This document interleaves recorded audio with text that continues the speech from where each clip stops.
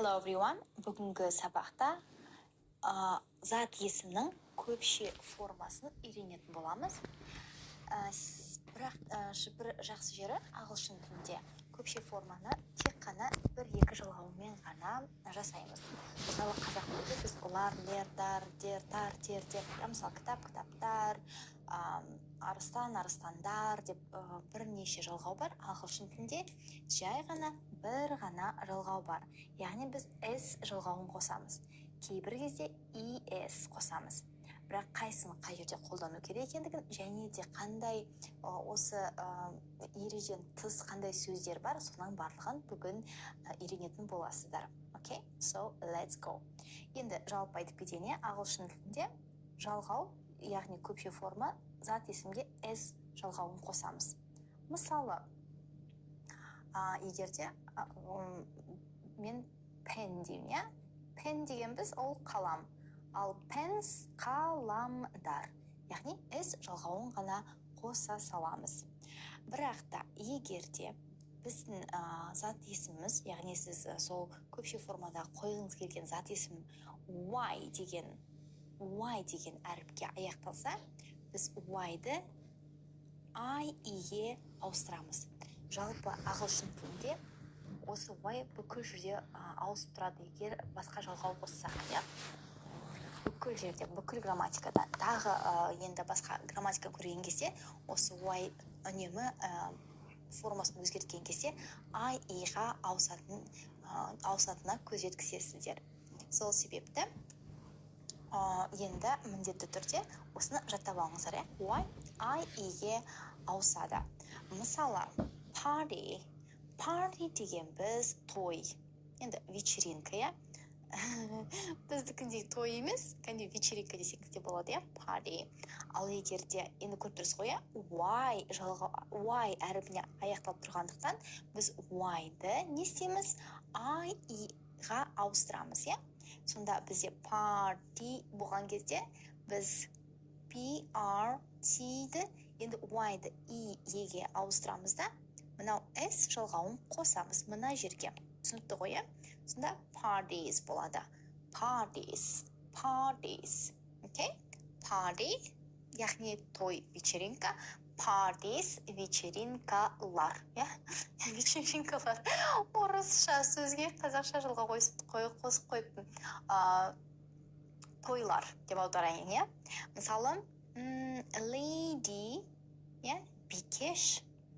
Ал егерде бикештер десек, ladies, яғни y-ды i-ге ауыстырып, s жалғауын қосамыз. Окей? Бірақ осы ережеден бір-екі ережеге бағынбайтын сөздер бар, Ол той, андай той емес, ойыншық той, той, ойыншық y-ға аяқталып тұр, бірақ енді оны i-ға ауыстыру керек қой. Бірақ бұл сөзде ауыспайды. Бұл той ес деп айтпайды, бұл жай ғана toys деп қалады, Toys. Және де boy, y-ға аяқталғанмен i-ге ауыспайды. Бұл boys болып қалады. Келесі day, күн, y-ге ауыспай, days деп қалады. Келесі play, ойын, Ал place болса, ойындар, онда біз play естімейміз, жай place де саламыз, Жалпы, егерде y-ға аяқталса, біз i-ге ауыстырамыз.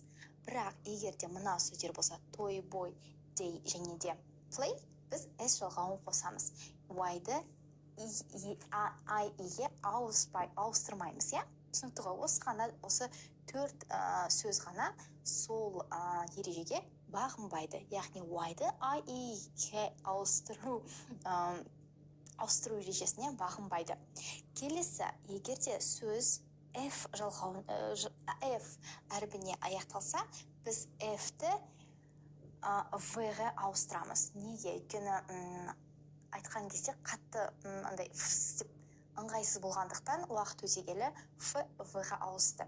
Жалпы қазіргі таңда осы contemporary English'та, яғни заманауи ағылшын тілінде f көп жерінде v-ға ауысып жатыр. Енді мына жерде прям жазылу да ауысып жатыр. Ал қазір енді оның айтылуы да ауысып жатыр, бірақ кейбір сөздерде әлі жазылуы ауысқан жоқ. Бірақ енді қазір қараймыз, F V-ға ауысады. Мысалы, қасқыр wolf, wolf. Біз бірінші wolf'ты қасқыр, егер қасқырлар десек, F-ні V-ға ауыстырамыз да, содан кейін біз ES жалғауын қосамыз.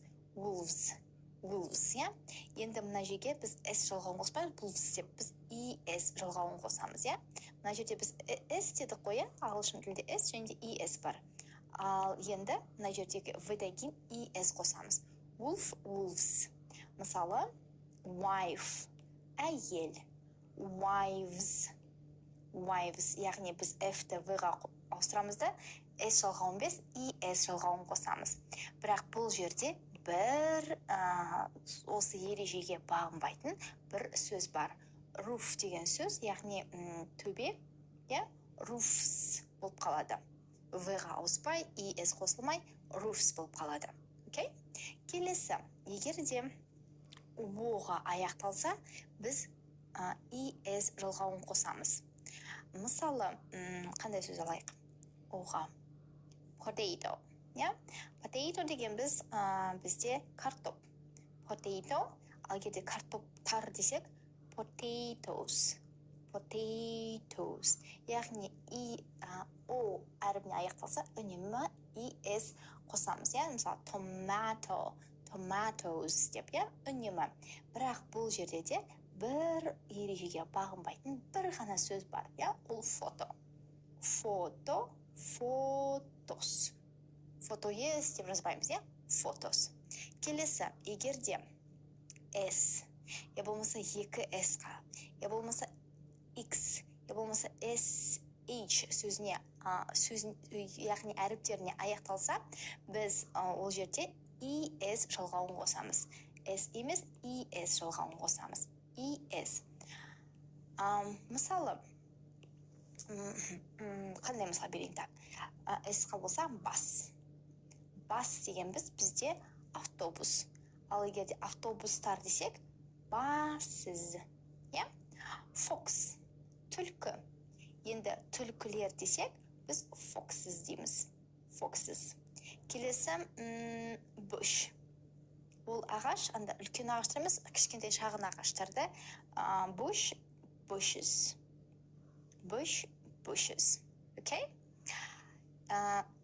Бірақ тағы бір осындай ерекшеліктер бар. Осы сөздер, қазір жазып беретін сөздердің басқа формалары бар.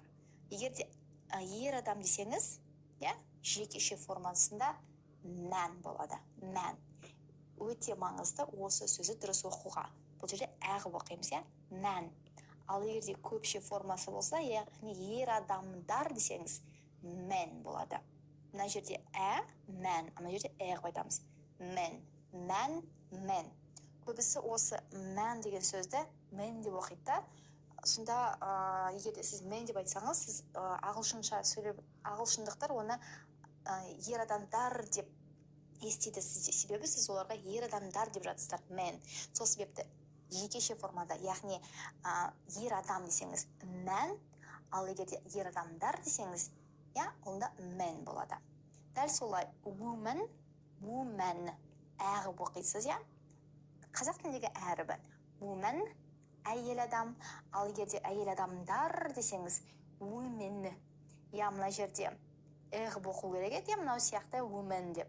Бірақ уақыт өте келе women болып кетті. Яғни сіз мына жерде иғып оқу керексіздер. Women, woman, әйел адам, women, иғып оқисыз, women, ол әйел адамдар деп аударылады. Келесі, child, бала, балалар, children. Келесі, person, адам, ал егерде адамдар десек, көпше формасы people, people. Яғни сіз childs деп айта алмайсыз, S жалғауын қоса алмайсыз. Child, бала, балалар десеңіз, childs демейсіз, children дейсіз, person, people дейсіз, Келесі, foot, foot аяқ, бірақ ана тобыққа дейін ғана аяқыңыз, иә, foot, ал сол тобыққа дейінгі аяқтарыңыз feet, foot, feet. Келесі tooth, яғни тіс. Ал егерде тістер десеңіздер teeth, teeth. Келесі mouse, Mickey Mouse, иә, mouse, тышқан. Ал егерде mice, тышқандар, иә, жануар. Келесі ox, бұқа. Ал егерде бұқалар десеңіз oxen. Келесі goose, ол бізде қаз. Ал geese, ол бізде қаздар. Қаздар. Және де көпше формасы болмайтын зат есімдер бар. Яғни milk, яғни сүт, hair, шаш, яғни тағы басқа сондай сөздер. Қандай сөздер? Яғни санауға келмейтін сөздерді біз milks деп айта алмаймыз.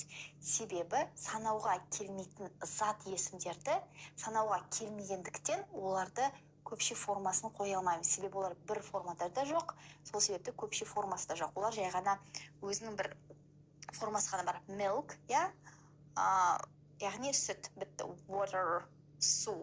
Біз қазақ тілінде сулар, сүттер деп айтамыз, ал ағылшын тілінде ондай сөздерге, яғни санауға келмейтін зат есімдерді біз көпше формаға айналдыра алмаймыз.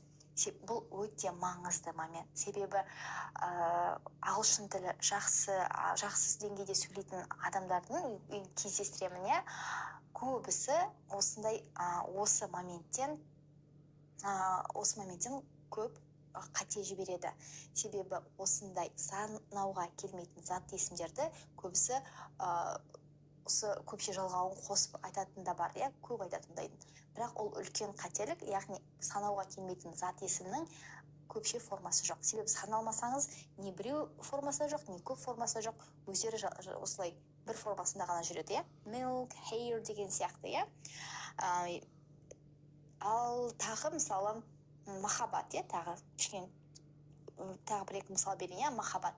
Бізде махаббаттар деп айтуға болады, бірақ ағылшын тілінде зат егерде тағы айтып кетейін, санауға келмесе, оның көпше формасы жоқ. Мысалы friendship, friendship, болмаса freedom. Осындай сөздер, freedom, тәуелсіздік, біреуге сондай абстракттық бір сөздерді ағылшын тілінде ешқашан көпше формасын қоспайсыздар. Олардың көпше формалары жоқ. Мысалы, тағы қандай сөз айтайық? Success. Бұл сөзді барлығымыз білетін шығармыз, Success. Келесі progress. Мынандай сөздерді біз көпше формасын қоя алмаймыз. Жаңалықтар. Қазақ тілінде біз бір жаңалық, екі жаңалық, үш жаңалық деп айтамыз, бірақ ағылшын тілінде бұл сөздің жекеше формасы жоқ. Келесі knowledge, білім. Тағы қандай айтайын? Advice, кеңес. Қазақ тілінде біз бір кеңес, екі кеңес деп айтамыз, бірақ ағылшын тілінде кеңестің көпше түрі жоқ. Кеңес ол сонда бір абстракттық бір түсінік. Сол себепті ағылшын тілінде осы сөздердің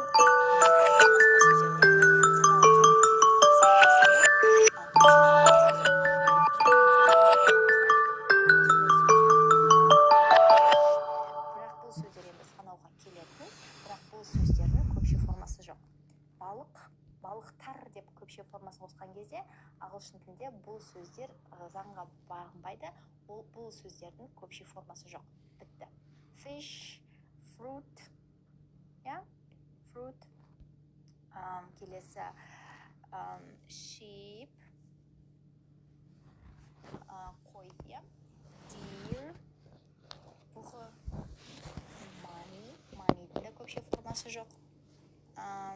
Fish, fruit, sheep, deer, money. Осы сөздердің 1 2 3 4 5 иә дұрыс 5 сөздің көпше формасы жоқ. Балық fish, балықтар fish. Fruit, фруктының көп формасы көрдіңіз ғой, фрукты иә. Fruit ағылшынша бір жекеше формасы fruit, көпше формасы да fruit. Sheep, қой иә, sheep енді андай жануар қой иә, көпше формасы қойлар, олардың да көпше формасы жоқ, олар да sheep болып қалады. Deer, бұғылар, deer. Money, ақшалар, money деп бір формада қалады. Яғни осы сөздердің ешқандай жекеше формасы жоқ. Түсінікті ғой, ой, көпше формасы жоқ. Көпше формасы жекеше формасы бірдей. Түсінікті. Енді тағы айтып кетейін, мына формада тек қана жекеше формада қолданылады, иә? Ал енді тек қана көпше формада қолданылатын сөздер, яғни олардың жекеше формалары жоқ. Мысалы,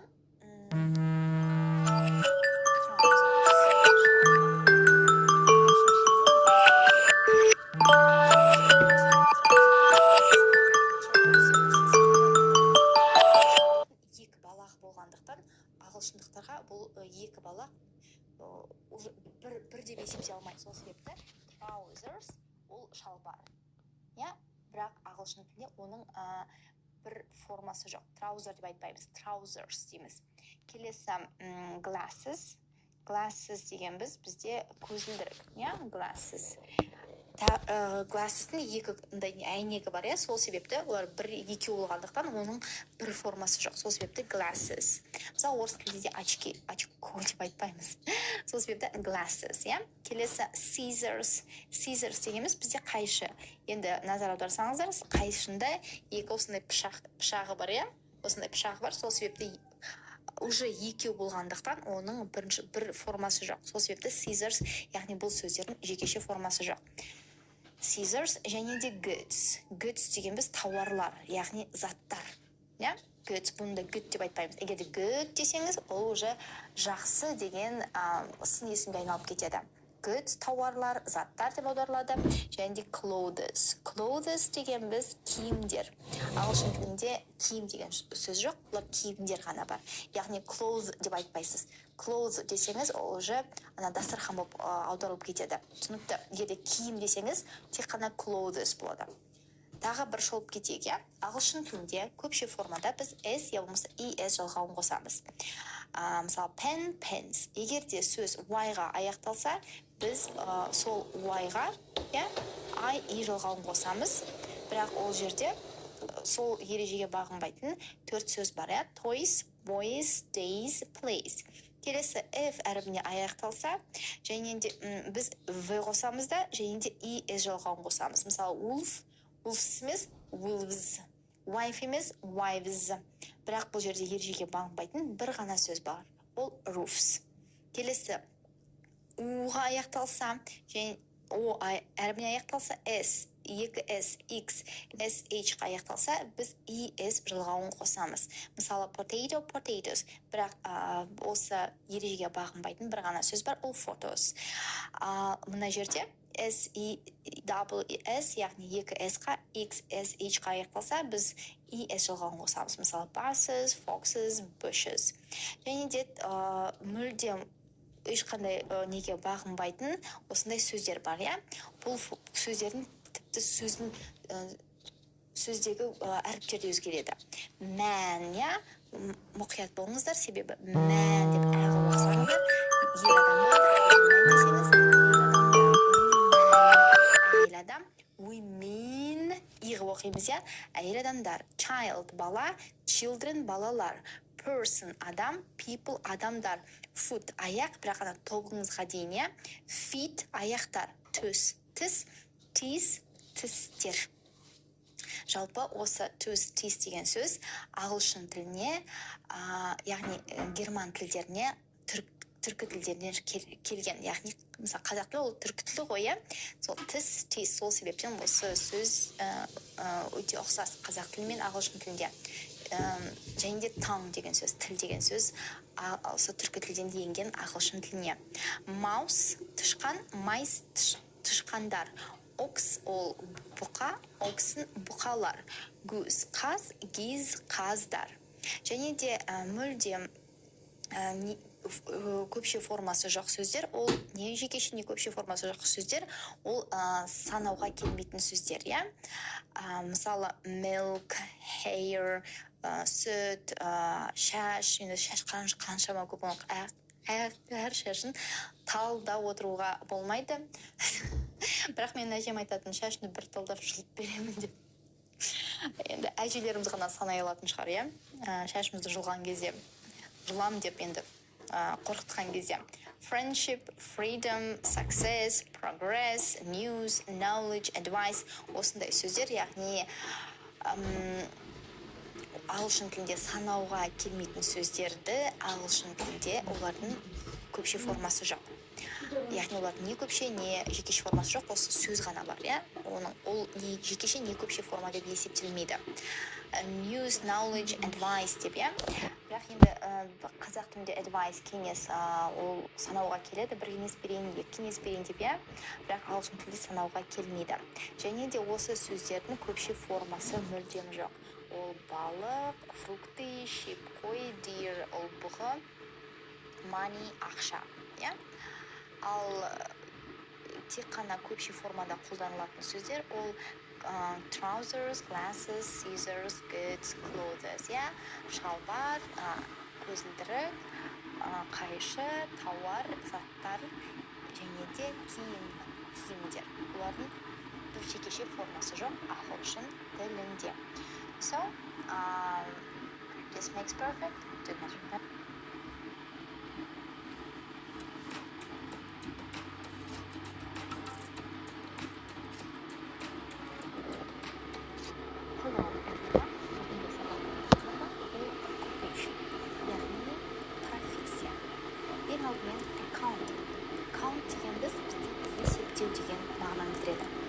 Есептеу. Ал accountant есептейтін адам, яғни бухгалтер, болмаса есепші. Келесі builder. Build деген біз құрастыру. Ал builder құрылысшы, яғни строитель. Келесі care. Тура мағынасы қамқоршы деп аударылады. Ал to care деген біз біреуді бағу, артынан қарау деген мағынаны береді. Көбінесе осы үлкен кісілердің артынан қарау, яғни қариялардың артынан қарайтын адамдарды қамқоршы дейді. Carer. Келесі businessman. Business деген біз енді кәсіп, business, ал man деген біз адам. Businessman кәсіпкер. Келесі businessman. Назар аударыңыздар, мына жерде man деп тұр, иә. Алдында man болған. Businessman ол кәсіпкерлер. Ал бизнесмен мына жердегідей, иә, ол кәсіпкер. Өте үлкен айырмашылық. Бизнесмен, бизнесмен. Келесі businesswoman. Яғни бизнес, кәсіп, woman әйел. Businesswoman. Өте мұқият болыңыздар, мына жерде n әріпі businesswoman. Яғни n-ға аяқталады. Businesswoman, іскер әйел. Ал егерде businesswomen десеңіз, осы жердегі иық оқылады. Businesswomen, көріп тұрсыз ғой, n-ға аяқталады. Онда іскер әйелдер. Тағы бір салыстырып көрейік. Businesswoman, woman, әріпмен дәл қазақ тіліндегідей. Ал мына жерде businesswomen, women. Дәл осы сөзде иығып оқылады. Businesswomen, яғни іскер әйелдер. Келесі architect, яғни архитектор, яғни сәулетші. Келесі cashier. Cash деген біз cash дейміз ғой, ол наличный ақша, яғни cashier ол кассир, яғни наличка ақша беретін адам, кассир. Келесі decorator. Decorator, яғни декоратор. Decorator деген кезде декорация деген сөз есіңізге түсуі мүмкін, яғни декоратор, декорация жасайтын адам. Келесі chef, яғни chef ол аспазшы, шеф дейміз ғой, chef, шеф. Шеф-повар дейміз ғой, дәл сол сияқты. Келесі cleaner. Clean дегеніміз мына жерде тазалау деген мағынаны береді, ал cleaner тазалаушы, я болмаса техничка деп айтуға болады. Доктор, яғни доктор, яғни дәрігер. Келесі editor. Edit деген біз редакция жасау деп аударылады. Ал editor редакция жасайтын, яғни редактор. Келесі engineer, енді инженер. Келесі factory worker. Factory деген біз зауыт деп аударылады. Work жұмыс істеу, ал worker жұмысшы. Factory worker зауыт жұмысшысы. Келесі clerk. Қазақ тілінде де орыс тілінде clerk деген сөз бар, яғни кеңсе қызметкерлерінің барлығын clerk деп атайды. Clerk. Келесі farmer, яғни фермер. Farm деген біз ферма. Мына жерде farm ол ферма, ал farmer ол фермер. Келесі cook, аспаз. Cook деген біз ол тамақ пісіру. Cooking тамақ пісіру процесі, ал cook ол аспаз, аспазшы. Келесі dentist, яғни dentist, яғни тіс дәрігері. Dent деген біз ол мына біздің қызыл екті dent деп айтады. Ал dentist ол қызыл екті емдейтін адам, яғни dentist, яғни тіс дәрігері. Келесі electrician. Мына сөзде көріп тұрсыз ғой, electric деген сөз тұр, сол түбірі тұр, яғни electric, яғни electrician. Келесі hairdresser. Hair деген біз ол шаш, dress деген біз көйлек, dresser көйлек кигізетін, я болмаса сәндейтін деп аударылады. Hairdresser шаш сәндейтін адам, яғни шаш тарас. Келесі journalist, яғни журналист. Бұл екі сөз орыс тіліне де, қазақ тіліне де, ағылшын тіліне де, француз тіліне енген. Journalist. Келесі firefighter. Fire деген біз от, fight деген біз ол күресу, ал fighter күресуші. Тура мағынасы өртпен күресуші, яғни өрт сөндіруші деп аударылады. Келесі housewife. House деген біз үй, wife деген біз әйел. Үй шаруасындағы әйел, я болмаса біз орыс тілінде айтамыз ғой, домохозяйка деп. Сол housewife ол үй шаруасындағы әйел. Енді мұқият болыңыздар. Housewives ол үй шаруасындағы әйелдер. Мына жерде көпше формасы тұр. Бұл осы көпше формаларды қалай жасау керек екендігін сол грамматика сабағында үйренетін боламыз. Ал дәл қазір жай мұқият болыңыздар. Housewife ол үй шаруасындағы әйел, яғни домохозяйка, ал housewives ол үй шаруасындағы әйелдер, яғни домохозяйкалар. Келесі lecturer. Lecturer дегенде лекция деген сөз есіңізге түсуі мүмкін, яғни лекция беретін адам, lecturer, яғни оқытушы. Келесі judge. Judge деген біз жалпы етістік ретінде қолдануға болады, яғни сынау, біреуді сынау, я болмаса сотшы, яғни судья дейміз ғой, сотта отыратын мынау кісіні judge деп атайды. Judge. Ал judge дәл осы сөзді етістік ретінде сынау деп қолдануға болады. Келесі lawyer. Law деген біз ол заң деп аударылады. Біз осы сөзді mother-in-law, father-in-law, sister-in-law дегенде кездестіргенбіз. Мысалы, mother-in-law дедік, яғни ене деген мағынаны білдіреді. Mother, ана, in-law. Law деген біз заң бойынша ана, яғни енесі, ене деп аударылады. Себебі біздің туыстарымыз яғни қандас болады, я болмаса осы өмір бойы бізде пайда болады. Мысалы, біреу үйленген кезде, сондай моменттерде, сол себепті заң бойынша ана, яғни ене, яғни law деген біз заң, lawyer, яғни заңгер. Келесі mailman. Mail деген біз пошта, man деген біз адам. Mailman ол пошташы. Келесі mailman. Мына жерде man деп тұрдық, мына жерде man. Көріп тұрсыз ғой?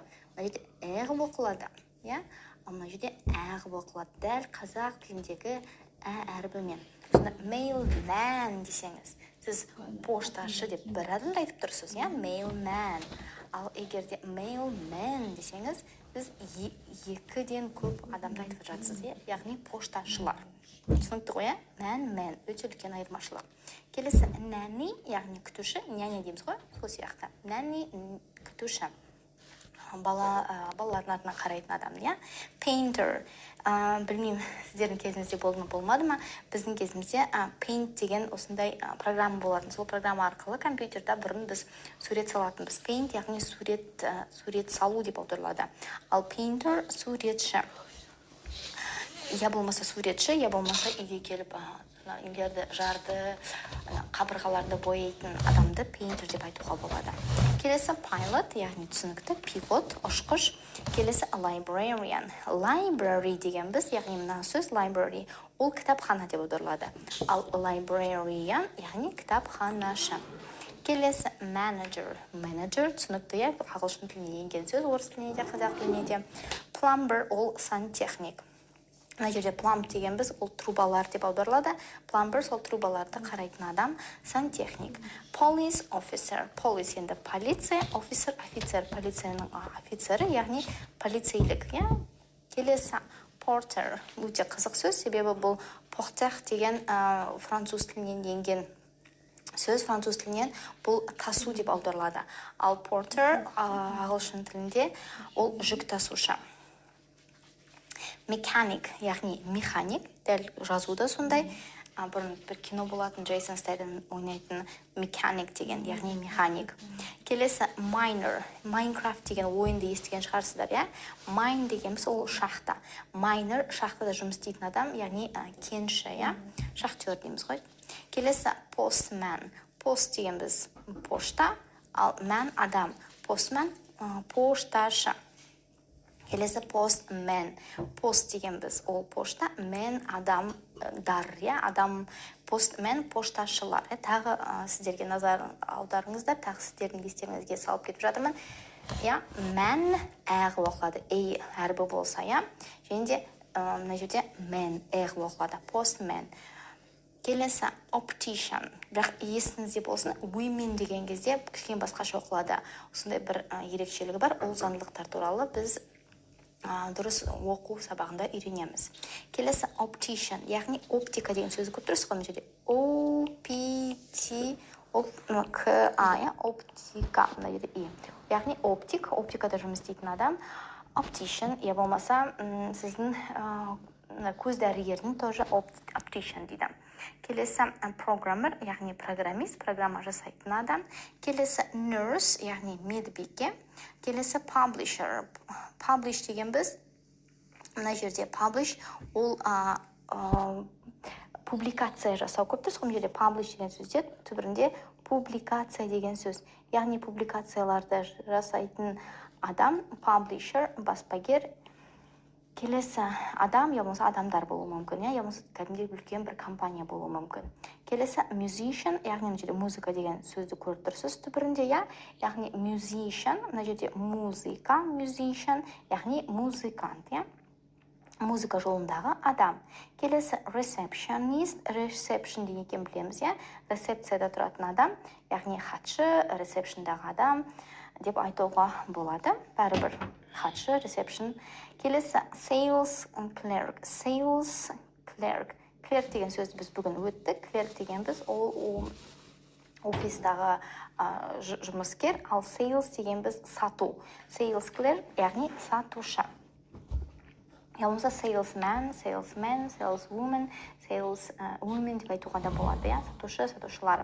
Келесі sales representative. Sales деген біз сату, ал representative. Қараңыздар, презентация жасау деген көп тұғым жерде презентация деген сөз, яғни бір нәрсені презентация жасайтын адам. Көріп тұрсыз ғой, презентация деген сөз, орыс тіліне, француз тіліне енген сөз. Жоқ, бұл неміс тіліне енген сөз. Жоқ, француз тіліне. Дұрыс.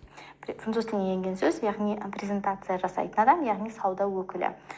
Естеріңізде болсам, кейде болады ғой, мысалы, Фаберлик, Мэри Кей деп жүреді. Оны тағы басқа компанияларды сауда өкілдері сол компаниялар туралы презентация жасап жүретін адам. Енді кәдімгідей PowerPoint-тағы презентация емес, сөзбен айтса да, ол да презентация болып есептеледі. Сол себепті sales representative, ол сауда өкілі. Келесі teacher, енді teach оқыту, teacher оқытушы, яғни мұғалім.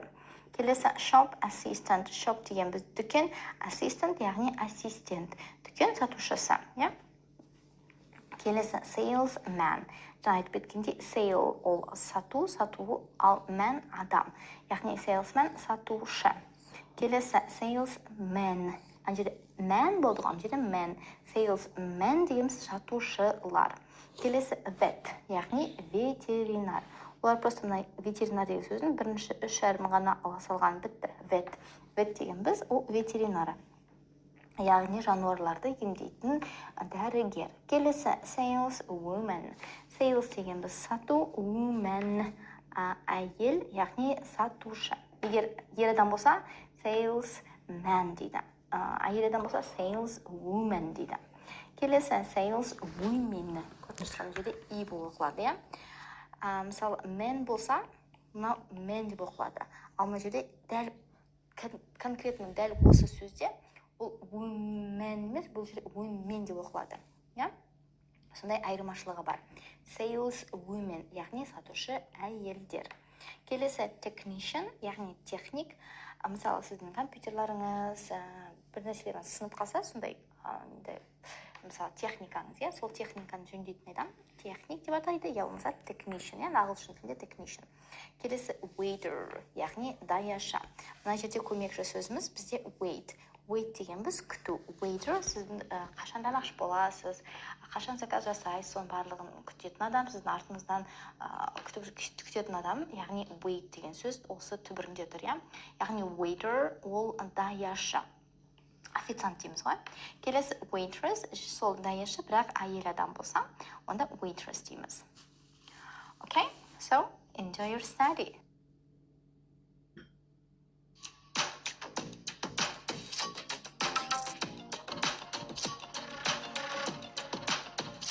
Барлықтарыңызға сәлем, мен Парасат. Бүгінгі сабақта ағылшын тілінде көп деп айтудың жолдарын көрсетемін. Бізде ағылшын тілінде бірнеше форма бар, соның барлығын қазір қарастыратын боламыз. Біріншісі ол many, көп, much, ол да көп деп аударылады, бірақ қайсын қай жерде нақты қолдану керек екендігін барлығын түсіндіріп беремін. Келесі ол a lot of, келесі plenty of, келесі ол a large amount of,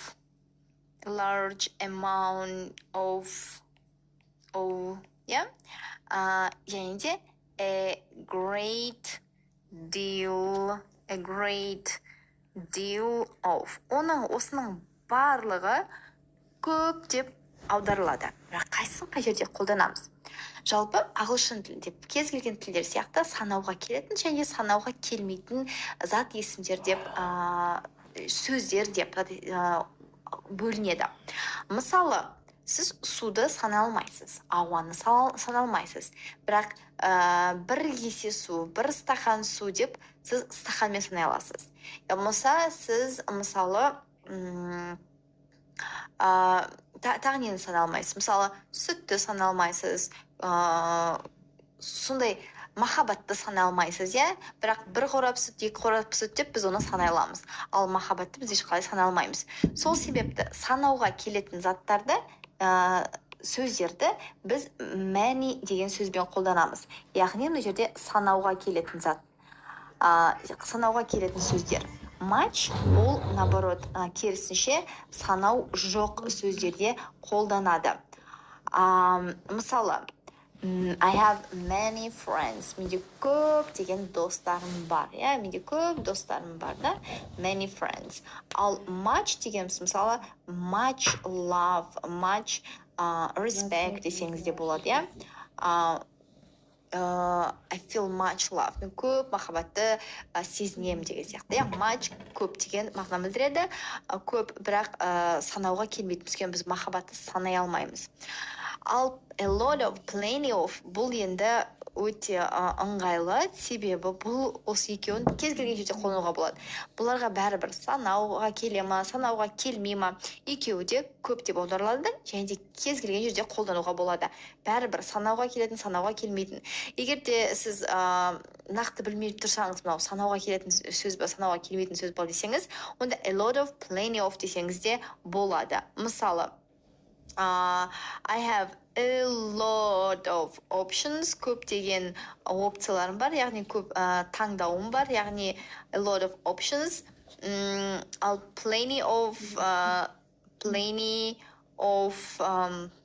water да, су мысалы санауға келмейтін. Бірақ мына екеуі осы a lot of, plenty of кез келген сөздермен қолдана береді. Бәрібір санауға келе ма, келмей ма. Сол себепті plenty of water, көп су.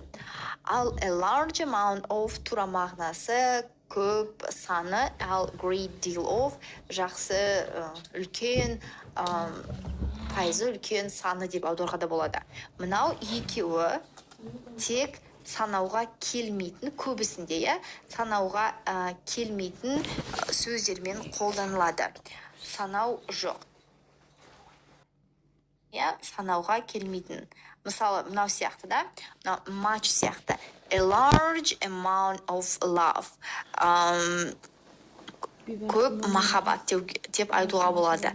A large amount of love. A large amount of love.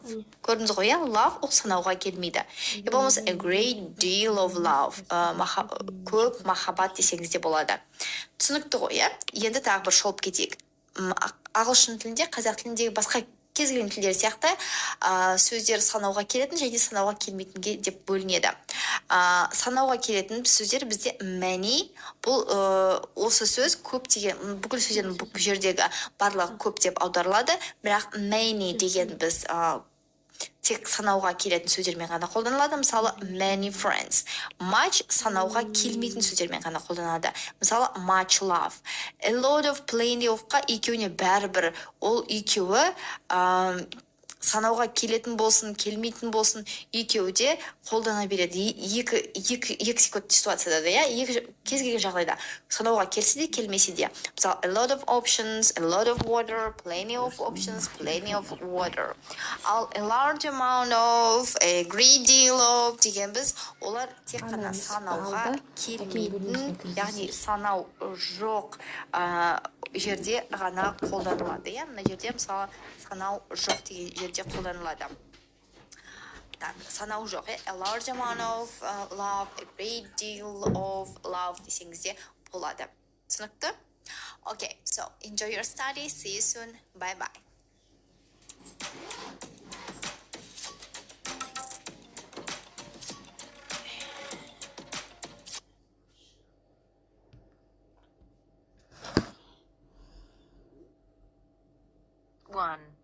First, you have some time to look at questions 1 to 5.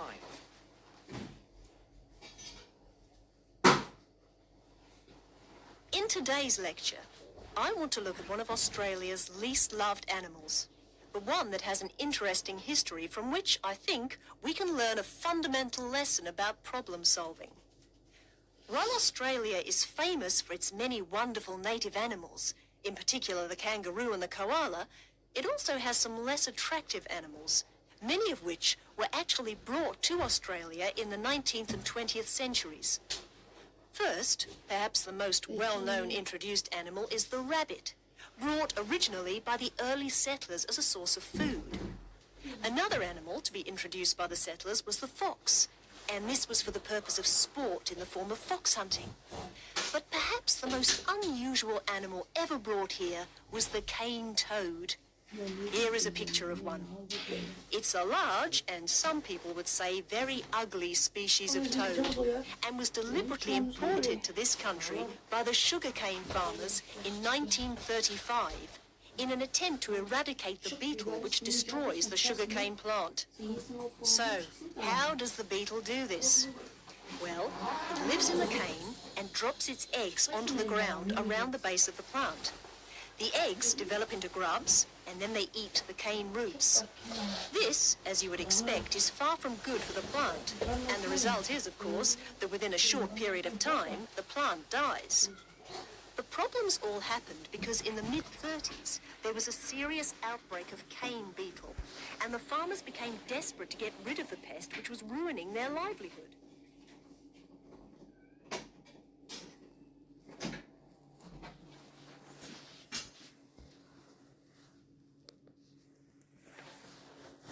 About this time, news was trickling in from overseas about a toad, which supposedly ate the beetles which killed the cane.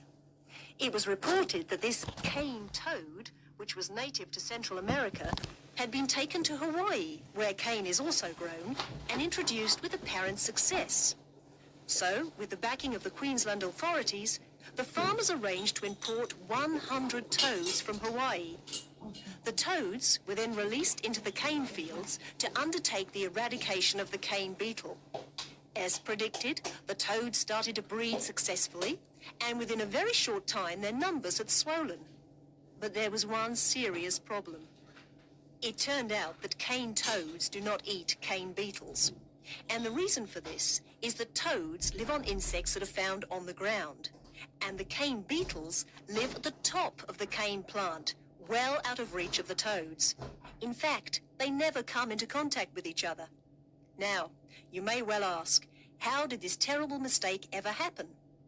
And the reason is quite simply that the farmers were desperate to find a way of ridding their fields of the cane beetle, and so they accepted the reports that had been written, without ever doing their own research. Meanwhile, much of tropical northeast Australia is infested with the cane toad, which serves no purpose whatsoever, and experts claim that the toad is spreading south in plague proportions. The added irony is that in 1947, just 12 years later, an effective pesticide was developed which actually kills the beetle, thereby ensuring the survival of the sugarcane industry to this day. Now, as agricultural scientists, we have to ask ourselves, what lessons are to be learned from this tale? And I can think of 3 main points. Firstly, one should never rely on claims which are not backed up by evidence, i.e., in this case, evidence that the cane toad actually eats the grub of the cane beetle and thereby kills the pest.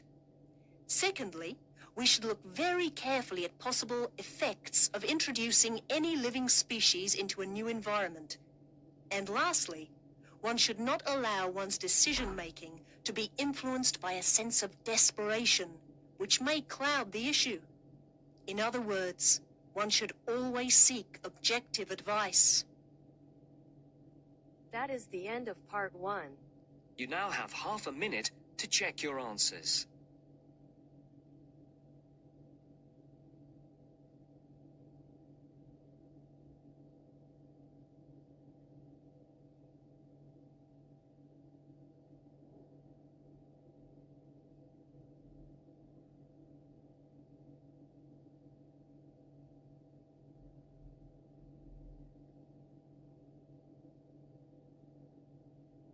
Now turns to part 2. Part 2. You will hear a woman talking about health and safety when using a computer. First, you have some time to look at questions 11 to 17.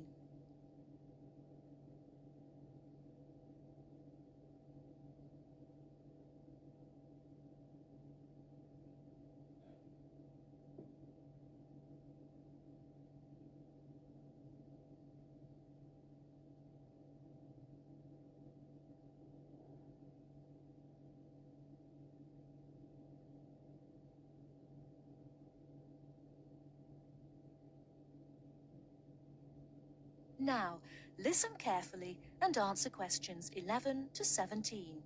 Hello everyone, and welcome to the second session on health and safety. And today we're focusing on health and safety when using a computer. Now, can you all gather round this workstation here? That's great, thanks. Okay now, let's look at some equipment that is specifically designed for safe computer use. Firstly, take a look at this item here. Yes, the sloped slab in front of the keyboard. Does anyone know what it is? That's right, it's a wrist rest. And it does a lot more than take up room on your desk, I can tell you. Well, what does it do exactly? In actual fact, it's specifically designed to support your wrist when you're typing or when you're using a computer mouse. Now, the one I'm holding in my hand is made of foam rubber. Come on now, have a feel. You know you want to. Now, It's very flexible, isn't it? The padding is firm, but it also gives way when you press it, just like this. Here's another type, by the way. This one is filled with gel. Now, like the foam rubber type, it's got a firm surface, but when you press it like this, it gives way with a little spring. However, not all wrist rests are flexible like that. Some are made from hard plastic. That doesn't sound like a comfortable support for your wrist, does it? So, not to be recommended. Okay, so we know what kind of material we're looking for in a wrist rest. But what else do we have to think about before we choose one? Now, look again at the foam rubber wrist rest here. You can see that the slope of the wrist rest and the height and the width too match the front edge of the keyboard here. And there are no sharp edges. Look, it's really nice and smooth. Now, we know it's a busy time for you all at the moment. You're busy with assignments in between the hours you're spending browsing the net and going on social networking sites. Well, just think about how hard your wrist has to work. So, using a wrist rest like this one can really help in a number of ways. First of all, it helps you keep your wrist straight when you're using your computer. I'm demonstrating this now. As you can see, my wrist is neutral and straight rather than bent up and down. See what I mean? Now, it can also provide padding for your hands. It works in much the same way as a cushion, so it makes your desk much more comfortable. Now, please note, I did say cushion rather than pillow. We don't want you students to be too comfortable. Another advantage of a wrist rest is that it stops your hands from dropping off the edge of the keyboard. A wrist rest can also relieve tension and soreness in your neck and shoulders. And how does it do that exactly? Well, it removes the weight of your arm from your shoulders and neck altogether. So there are a lot of benefits, aren't there? However, most people never learn how to use a wrist rest correctly. In fact, leaning your wrists on a wrist rest for long periods can put a lot of pressure on the undersides of your wrists, just here. Now you have some time to look at questions 18 to 20.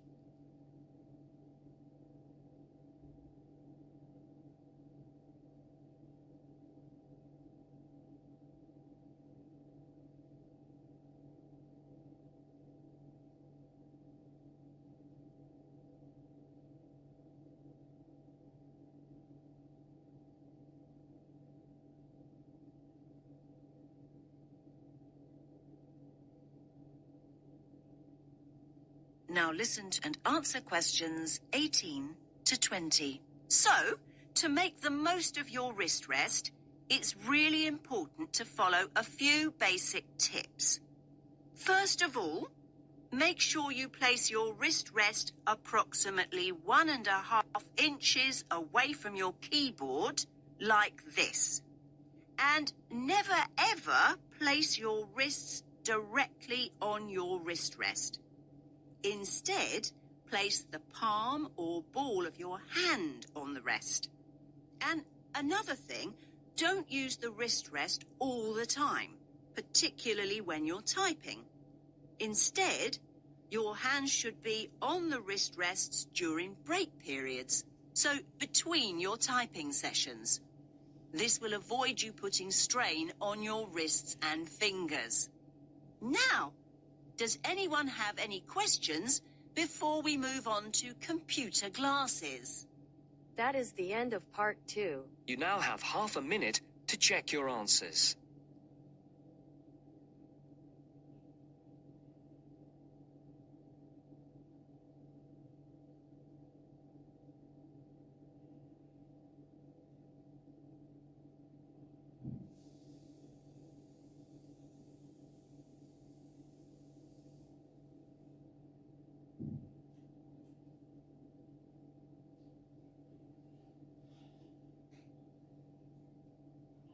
Now turns to part 3. Part 3. You will hear 3 students discussing the issue of waste deposited in space. First, you have some time to look at questions 21 to 26.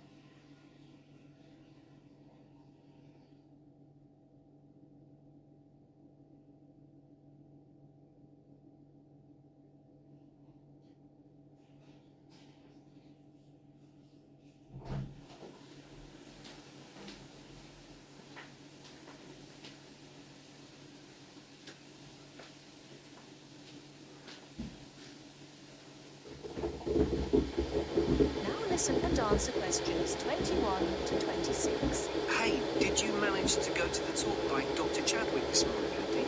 I was there. What happened to you, Sam? My bike had a puncture. Seriously. Anyway, Ruth, I bet you took some notes. Can you fill me in? Sure. It was all about space junk. Really interesting, actually. I mean, I knew about how much rubbish humans are dumping here on planet Earth, but I had no idea how much junk there is flying around in space. Did you know that there are literally millions of pieces of rubbish orbiting the Earth as we speak? Not until now, I didn't. They reckon that around 100 tons of very small objects, like mainly dust, drops on Earth every single day. Yes, that's what she said. I thought space junk was all man-made. I can't believe they know so accurately how much is actually out there. Do they track and monitor it all the time? Yeah, they do. According to the talk, there are nearly 25,000 objects, larger than 10 centimeters in diameter, now orbiting the Earth. And what does all this space junk consist of? Isn't it all discarded parts of rockets that were either broken or left behind after space missions, like Apollo and all those spacecraft from years ago? Well, yes, but not only that. All other kinds of debris that we've dumped in space too. Anything from dead satellites to loose metal screws. There are even tiny particles of paint and liquid coolant. So who is to blame for depositing all this rubbish? Where does it come from? Well, I knew you were going to ask me that, Sam. So, hang on. You can take some of my notes if you like. Thanks a lot. That's really helpful. Here, look. Over a third, 37% to be exact, comes from Russia. But other countries are close behind. Another third, well, just under actually, 29% is from America, and then 28% is from China. Yes, but other countries, like India, are adding to the rubbish pile. And don't forget the European Space Agency also has spacecraft in orbit. That's true. We're talking serious space junk here. Pretty serious, I'd say. So come on, what do you think are the chances of something solid dropping from space onto our heads? Good question. Everyone asked that. Dr. Chadwick said at least one piece of junk falls to Earth every single day. But look at it this way. Earth is a pretty big place, so actually, the statistical chances of being hit...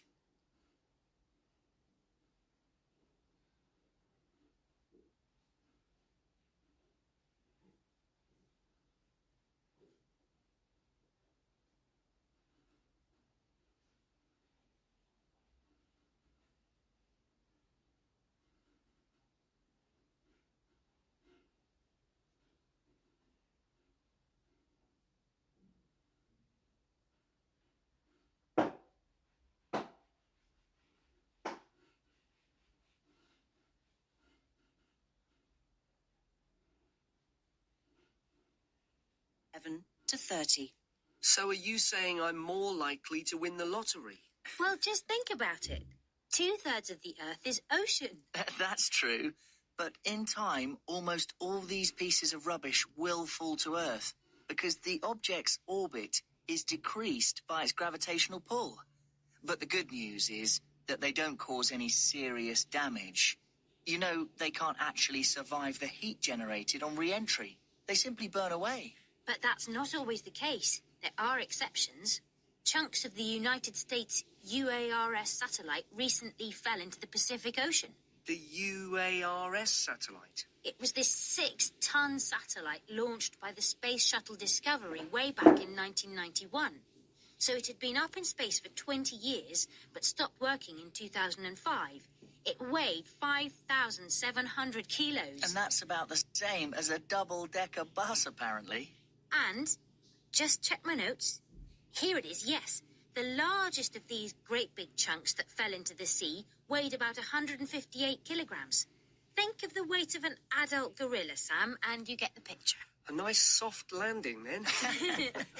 Dr. Chadwick said, imagine a couple of washing machines tied together and travelling at 100 miles per hour, and you'll get an idea. Oh, and do you remember Skylab? That was another US space station, and it fell to Earth at least 3 decades ago, in 1979. It fell into the Indian Ocean and the deserts of Western Australia. According to what I wrote down, that particular space junk weighed 100 tons. And let's not forget Mir, the Russian space station. Mir weighed 135 tons, far, far larger than UARS, and it fell to Earth in 2001. It plunged straight into the South Pacific. All very interesting. Listen, I've got some junk of my own to sort out. My bike. That's the second puncture this week. Come on, I'll help you fix it. That is the end of part 3. You now have half a minute to check your answers.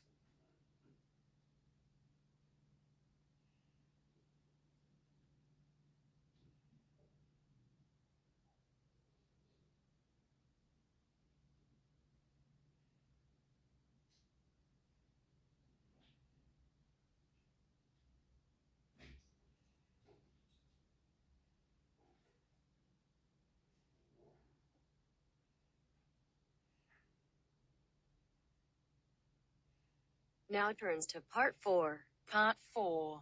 You will hear a man talking about tourism and the environment. First, you have some time to look at questions 31 to 40.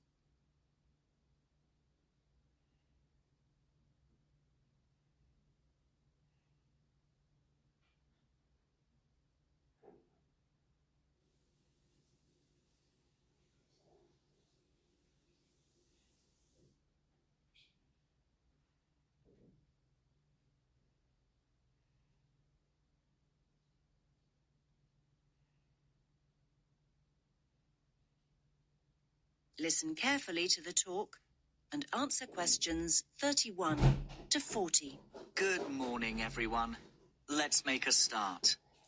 Now, over the last few weeks, we've looked at some key areas in the travel and tourism module.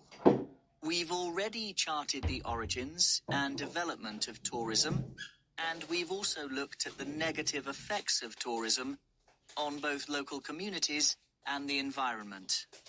So, in this lecture, we're going to focus on ways in which tourists can actually benefit local people and natural areas if they travel responsibly. And this kind of travel is known as ecotourism.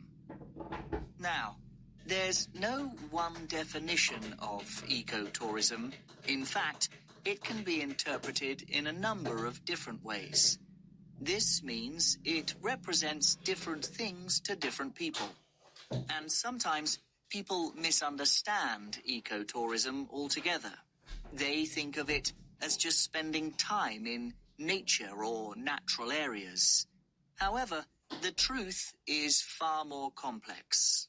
In essence, it aims to minimize the negative impacts of tourism that we looked at earlier on in the course. Problems such as litter and water pollution, crime and so on, and at the same time to encourage travellers to have a positive impact on the places they visit. Now, there are many other words to describe a similar idea to ecotourism. In fact, the terms alternative tourism, sustainable tourism, or responsible tourism are often used to mean the same thing. But in fact, although the main ideas behind them are similar, there are small differences. And let's briefly look at these now. Alternative tourism is any kind of tourism that is not mass tourism. And by mass tourism, we mean hundreds, if not thousands, of people going on, for example, their 2 weeks a year beach holidays or traditional sightseeing tours. Alternative tourism includes travel such as backpacking and adventure holidays. And the term alternative also includes ecotourism, which is what we are mainly focusing on today. Now, what about sustainable tourism? Sustainable tourism has the same ideals as ecotourism, but it isn't limited to natural areas.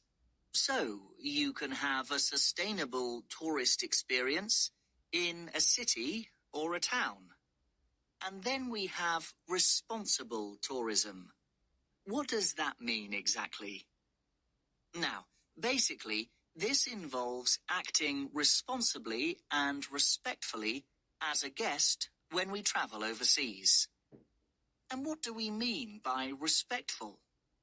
Well, being respectful might involve asking permission to take photographs, or go into someone's home observing some of the customs of the local community, such as dress or making an effort to learn the language. Now, ecotourism can be passive or active.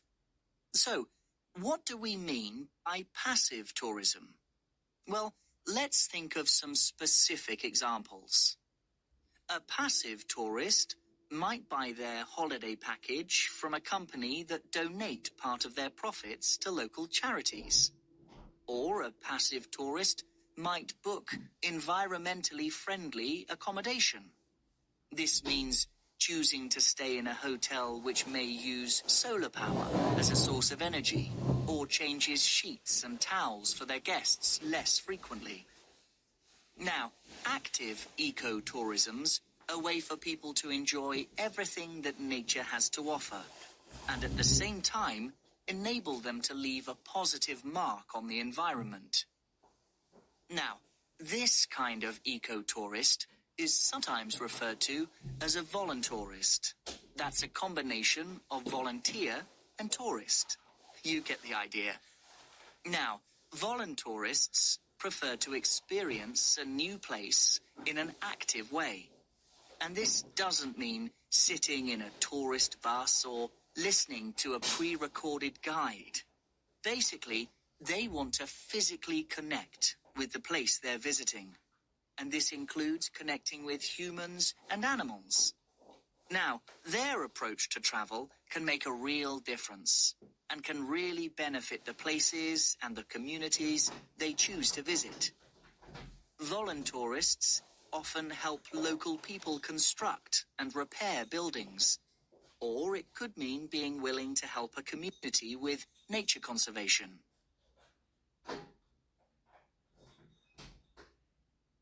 So let's think of some specific examples of this kind of work in action.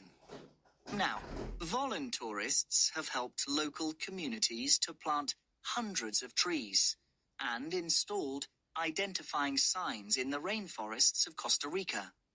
They've also helped with sustainable food production in Cuba, and in Jamaica, they've been involved in the cleaning up of local rivers. And in Thailand, they've worked on building ecologically sustainable reforested habitats. Now, some of the work that voluntourists do also involves looking after endangered animals, like the Giant Panda Project in Japan, or the Animal Sanctuary Project in Ecuador. Now, this work doesn't just involve interacting with wildlife, but involves educating local people about the need to protect wildlife.